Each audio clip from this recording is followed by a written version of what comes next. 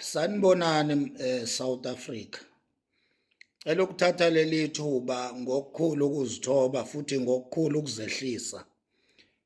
Ngixolise kubo bonke abantu engibathukile kusukela nje selokhu ngafika la kuma socials. Ngiyakhumbula ukuthi la kwi social media ngifike ngo-2022. Indlela enginethuke ngayo isezingeni eliphezulu kakhulu. Akekho umuntu ohloniphekile nje engingamthukanga. Ngithuke umuntu ohloniphekile, ngathuka umuntu nje ongahloniphekile, umuntu nje o-ordinary. Ngiyaxolisa-ke kini nonke. Kwabakhonza uNkulunkulu abambiza ngoJehova, lo abakholwa ukuthi uyena owumdali wezulu nomhlaba. Bakhonza uJesu, bakhonza nomoya engcwele. Ngicela abangixolisele kulabo bantu labo, ngabathuka kakhulu labo uNkulunkulu babo. Ngicela abangixolisele kubo labo uNkulunkulu babo. Nabo-ke labo bantu baphinde futhi bangixolele. Ngathiwa umzalwane, ngathiwa uzibiza ngekholwa noma uzibiza ngeMoslem noma nje uzibiza ngayiphi inkolo. Ngixolele ngane yakwethu liqhoshwa libhekile. Ake ngixolise nje kuzo zonke izintombi nezinsizwa, omama nobaba, ogogo nomkhulu, abafowethu nodadewethu engibathukile nje ngabachapha ngenhlamba. Ngixoliseleni ngani zakwethu, nani niphinde ningixolele. Ngixolisa lapha kwaShembe, ngake ngaxolisa-ke, ngiyaphinda futhi ngiyaxolisa laphana kwaShembe onyazini lwezulu, uNkulunkulu wesizwe sakwaZulu. Ngiyaxolisa nje kakhulu unyazi lwezulu. Ngicela amaNazaretha ahloniphekile ningidlulisele lo myalezo kunyazi lwezulu. Zikhona-ke iy'nhlelo zokuthi ngelinye ilanga umuntu eze azoguqa phambi konyazi lwezulu ukuze amukele isibusiso salolu uxolo engilixolisa in public la kuma socials. Ngiphinde ngixolise futhi emakhosini engawathukayo kusukela nje kuyisilo, ngake ngaxolisa futhi kuso isilo.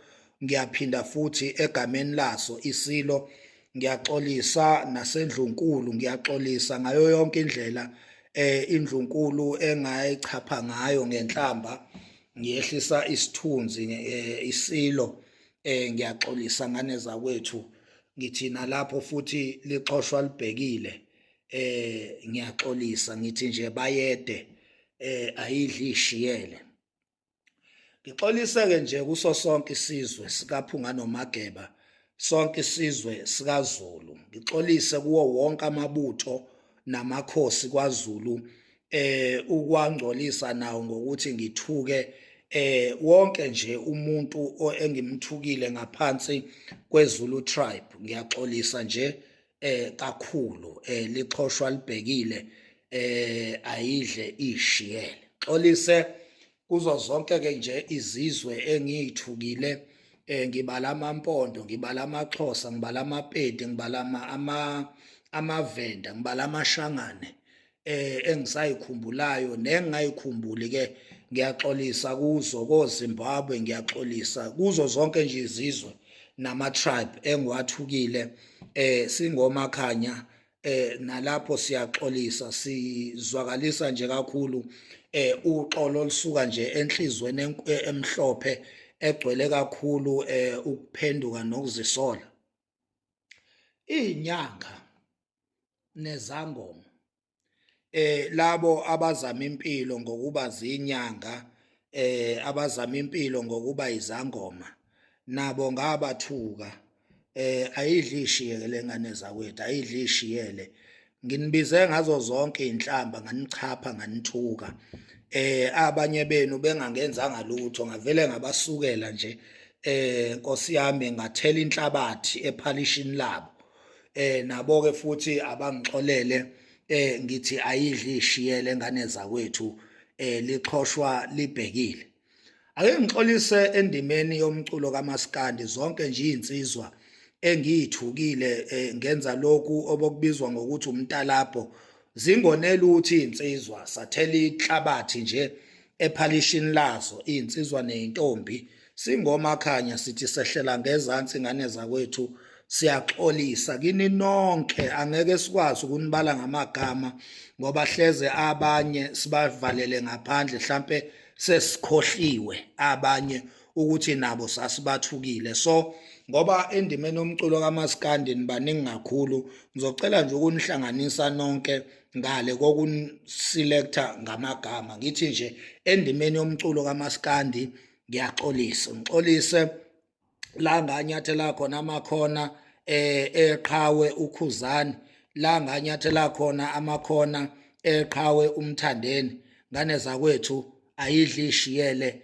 lixhoshwa libhekile ngiyaxolisa ngixoliseke nje kuyisizwe sonkana South Africa angixolise futhi lapha kuyinsizwa yasemachunwini ungiza umlando umfoka Mchunu ngiyaxolisa ngizwe mfowethu ngiyazi ukuthi la ku social media vele mina ekade nje ngakutalapha ngikuthuka mfowethu ngakutalapha nawe ke vele kukhona nawe la wahamba khona wahamba ungithinta ungazange uqinisekise ukuthi uyangithola kuqala uzwe iside lami kodwa ke mina esayidini lami ngizwe Mchunu mfowethu ngiyaxolisa kakhulu emagameni aphume emlomeni wami ngiphinde ngixolise futhi nange recording oyitholile entsha sha recently la khona bengihlangene nomunye umne wethu engimkhonze kakhulu nengimhlonipha kakhulu ngisixoxa nje ngawe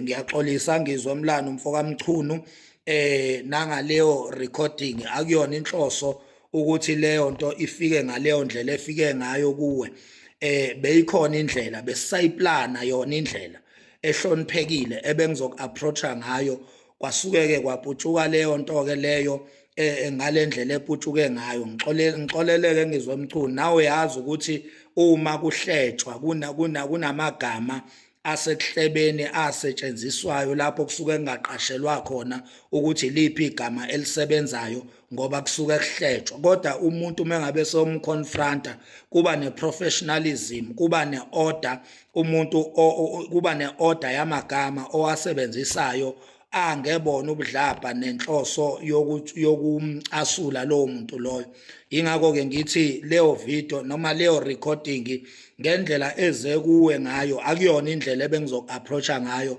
bengizo-approacha nje njengomfowethu njengomne wethu njengensizwa eyinsizweni esiphila nayo la kwa-social media ngayibona futhi ngabuncoma ubunsizwa bayo so bengizokuhlonipha kulelo zinga as much as bengingaphathekile kahle kodwa bengeke ngikuthulule ungaphatheki kahle kwami kuwe ngendlela leyo recording efike ngayo kuwe ngixolele nje kakhulu ngizwe Mchunu kube nje ubudedengu bami kanye ke nakho konke ke nje engikukhulumile noma engakukhuluma okubhekiswe kuwe okungekuhle kwamagama anenhlabathi siyaxolisa kuwe Macingwane Msholozi ayidli ishiyele baba ngiyaxolisa kwa MK wonke amagama nenhlamba esikwenzile sithuki MK nomsholozi siyaxolisa ko IFP siyaxolisa ko ANC siyaxolisa ko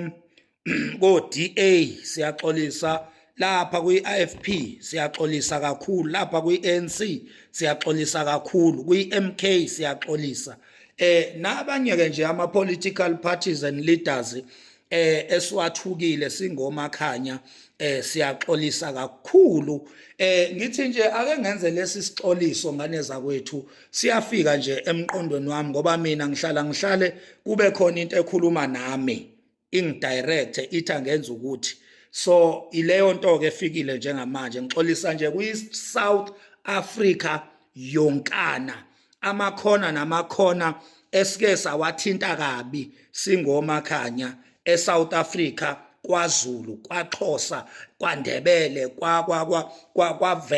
eVenda yonke indawo koLimpopo koEastern Cape koCape Town yonke indawo la sihlukumeze khona siyaxolisa.